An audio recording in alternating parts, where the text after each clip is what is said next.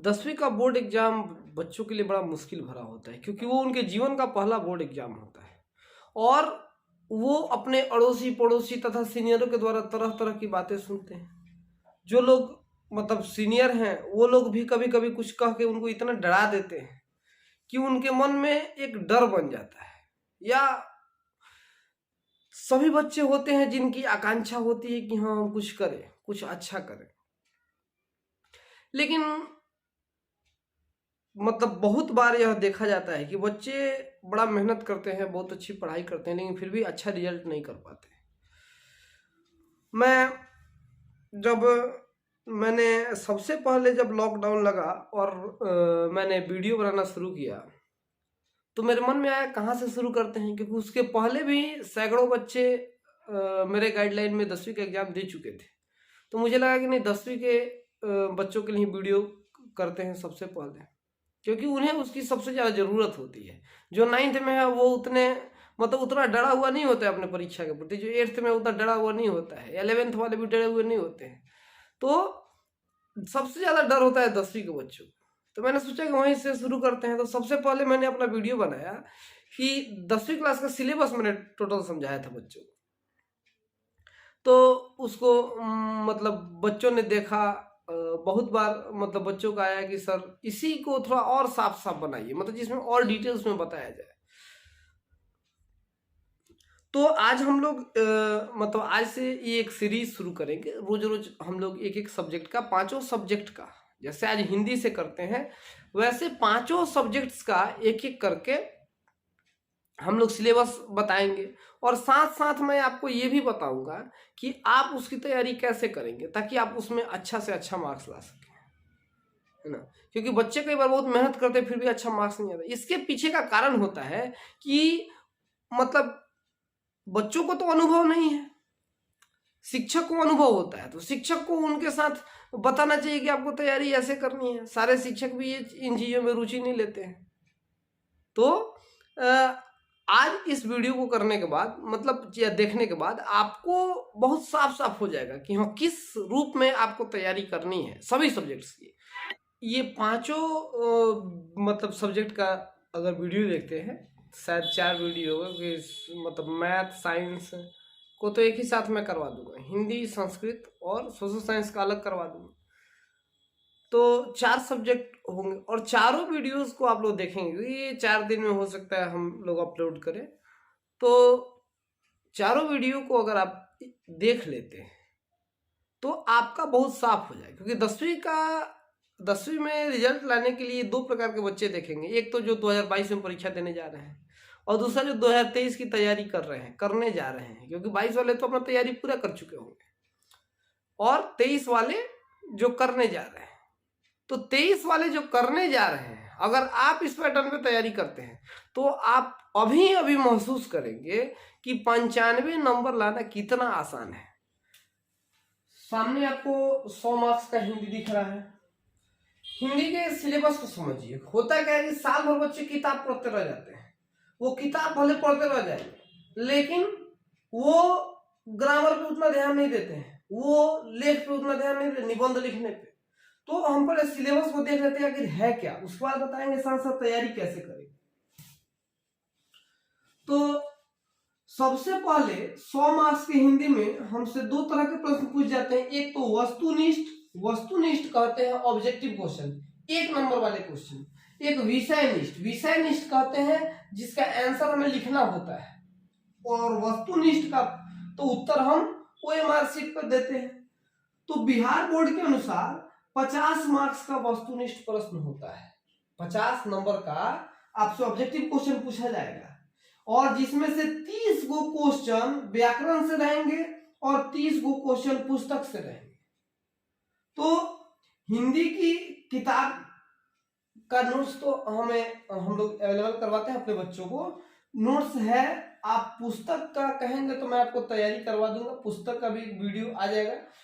और ग्रामर ये सब आप अपने शिक्षक से भी तैयारी कर सकते हैं। अगर आपको लगता है ना सर आप खुद ही करवाइए, तो आप क्या करेंगे, कमेंट सेक्शन में लिखेंगे कि आप करवा दीजिए, तो मैं इन सब का वीडियो एक एक करके करवा दूंगा। एक एक दिन में रोज एक एक चैप्टर करवा दूंगा तो हो जाएगा, बड़ी बात नहीं है। पहला है हमारा जो 30 नंबर का 30 क्वेश्चन जो होते हैं ग्रामर से पूछे जाते हैं। ग्रामर में कौन कौन चैप्टर है, तो संज्ञा, सर्वनाम, विशेषण, लिंग, वर्ण, संधि, काल, समास, उपसर्ग, प्रत्यय, कारक, शुद्ध शब्द, शुद्ध वाक्य, मुहावरा। शब्द को शुद्ध करना होता है कि कौन सा शुद्ध शब्द है, कौन अशुद्ध है, और मुहावरा क्या है। 4 ऑप्शन दिए, शुद्ध अशुद्ध वाक्य में 4 ऑप्शन दिए जाएंगे, कहा जाएगा कौन सा शुद्ध होगा।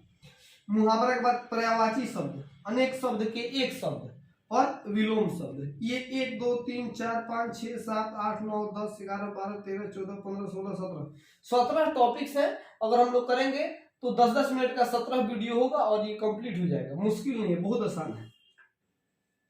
तो आप ये अगर कर लेते हैं तो आपको 30 और 30 60 क्वेश्चन में से सिर्फ 50 का जवाब देना रहता है, आसानी से हो जाएगा। इस बार तो जो परीक्षा को 100 क्वेश्चन पूछ जाएगा, उसमें से 50 का जवाब देना होगा। तो ये बेहद आसान है। पुस्तक को भी मैं एक एक चैप्टर करके करवा दूंगा अगर आप कहेंगे तो, और ये मतलब ग्रामर को भी करवा दूंगा। अगर विषय निष्ठ प्रश्नों की बात करें तो इसमें देखो होता क्या है, बच्चे साल भर किताब पढ़ते हैं लेकिन व्याकरण नहीं छुएंगे। गलती यही करते हैं कि उनका रिजल्ट नहीं आता है। ये विषय निष्ठ प्रश्न 50 मार्क्स से पूछे जाते हैं, जिसमें से व्याकरण 35 मार्क्स का होता है और बुक जो होता है वो 15 मार्क्स का होता है।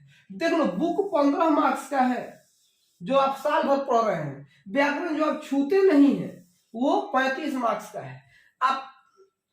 आपके शिक्षक आपको गद्यांश की तैयारी करवाते हैं, गद्यांश प्रैक्टिस करवाते हैं, वो लोग शिक्षक लोग कहते हैं वो तो हो जाएगा, उसी में पढ़ के उसका आंसर दे देना है। आंसर सिर्फ दे देने से मतलब नहीं है, आप कैसा आंसर देंगे कि आपको फुल मार्क्स आए, मतलब इससे आपको नंबर भी आना चाहिए। सिर्फ आंसर देने से नंबर नहीं आता है, आपको क्या करना चाहिए।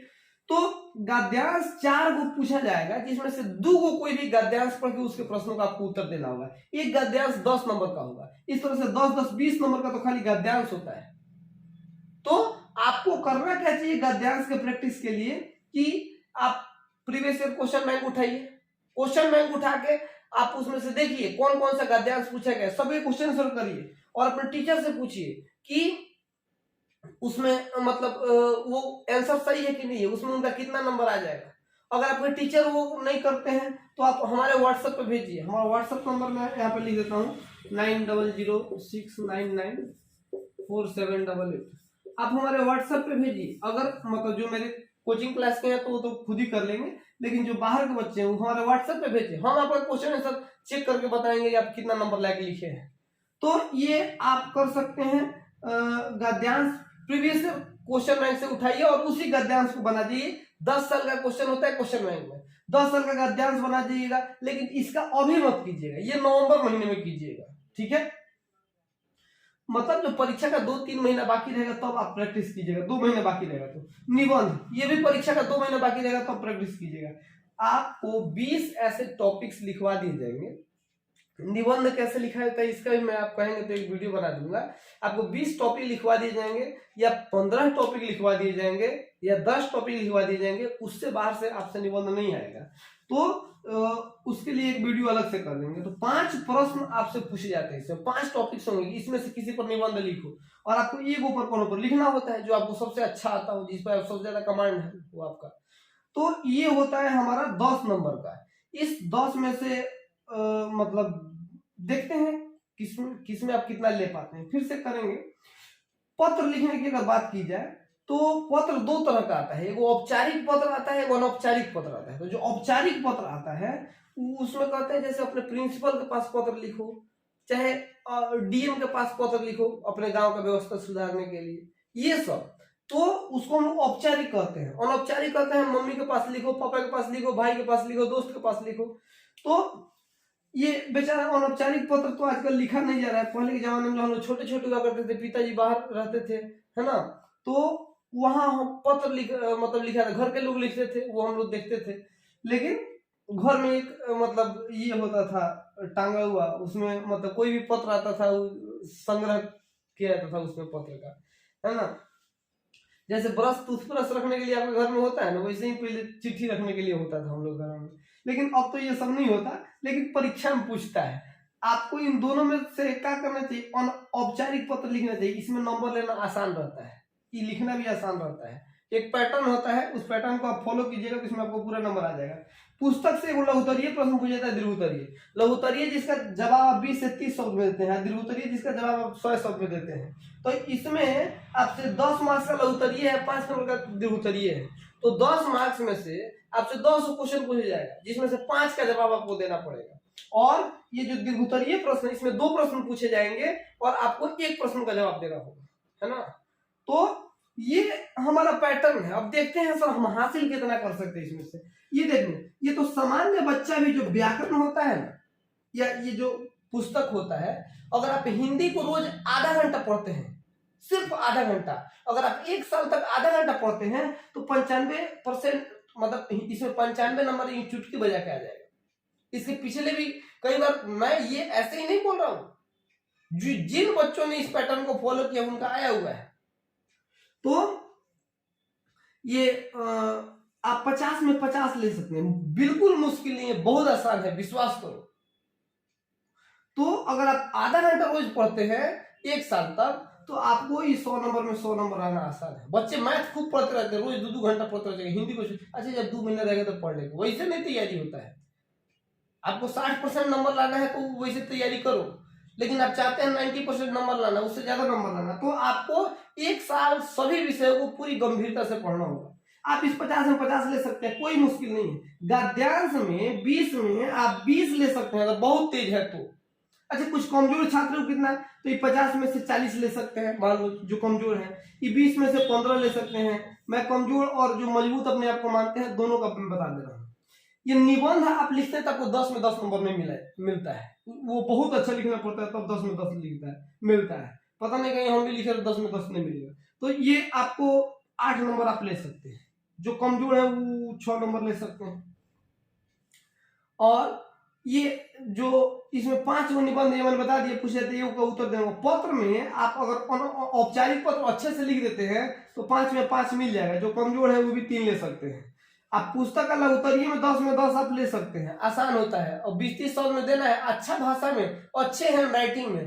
देखो, नंबर लाने के लिए सबसे जरूरी चीज होता है आपका हैंड राइटिंग, क्योंकि टीचर जब आपका कॉपी खोलता है तो सबसे पहले उसको आपका हैंड राइटिंग दिखता है।